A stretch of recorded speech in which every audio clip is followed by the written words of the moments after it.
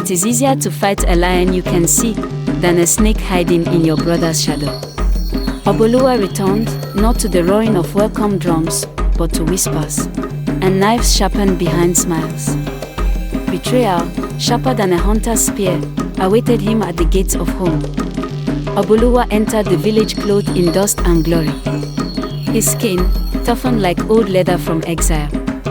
His eyes, deep pools hiding storms. The people who once spat at his feet now sang his name like praise singers at a king's festival. Hypocrisy wore their faces like a tailor-made agbada.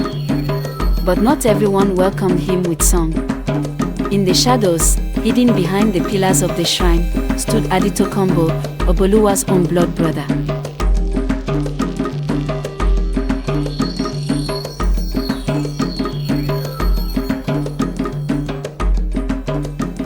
Jealousy, like termites in a king's palace, eats from the inside out. Adetokunbo was eaten alive by envy. When Obaoluwa was cast away, Adetokunbo had basked in attention, feasting on the scraps of respect left behind. But now the prodigal had returned with the shine of 1,000 stars. And the villagers, fickle as the harmattan wind, rushed to kiss Obaoluwa's dust. It was Adetokunbo who whispered into the ears of the elders, "A man who was banished once can betray again. A man touched by exile carries curses in his blood. Should we trust a warrior forged in strange lands?" And so, as Obaoluwa prepared to defend his people, a dagger was being prepared, not for his enemies, but for his back.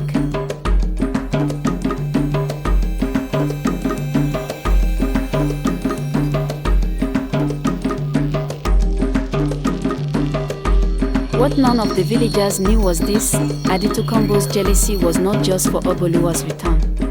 No, it ran deeper, darker.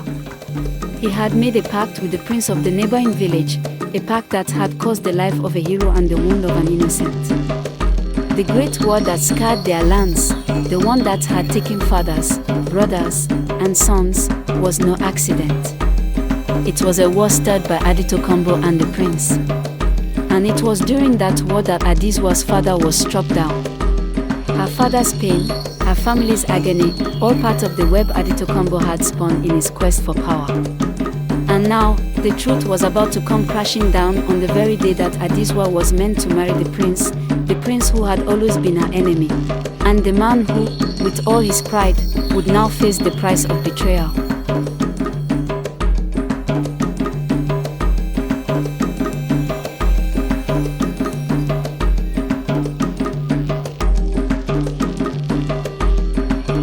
On the day of the marriage feast, the one that was supposed to mark the union of two warring lands, the secrets burst forth like fire from a collapsed mountain.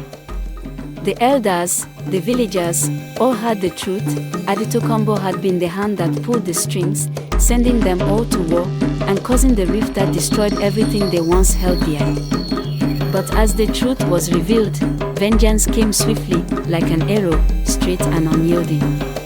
The prince was struck down by his own men, and Adetokunbo. Well, Adetokunbo's heart was full of rage, but empty of remorse. His uncontrollable anger would be the spark that doomed him. Obaoluwa, who slept quietly in his grove, was attacked. And the first blow was not struck by an enemy, but by his own blood.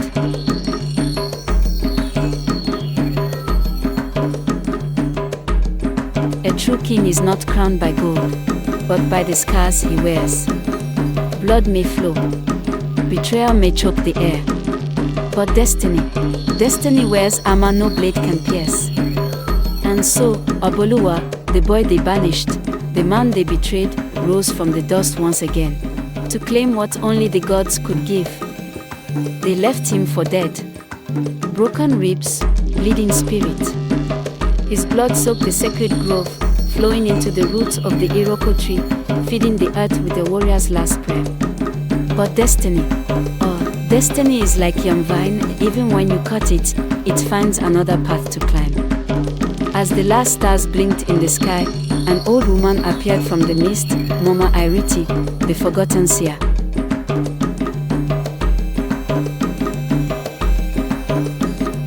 She poured herbs on his wounds, she sang the songs that stitch broken spirits, and she spoke words only gods should hear.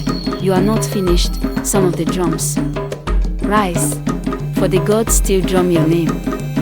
Obaoluwa rose, not as the boy who left, not as the man who returned, but as the storm the village had called down on itself. He swore a blood oath under the Iroko tree. I will reclaim my honor, I will protect the innocent, and I will wash betrayal with truth. Word spread like Harmattan fire. Obaoluwa was alive. The boy they buried had become the legend they feared. Aditokunbo had it too, and for the first time, his heart trembled like a rat in a lion's mouth.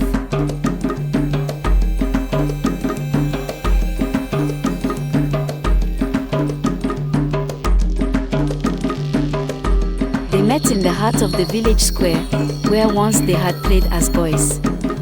But today, laughter was buried, and only blood would water the earth. Aditokunbo charged, rage blinding him like the noonday sun.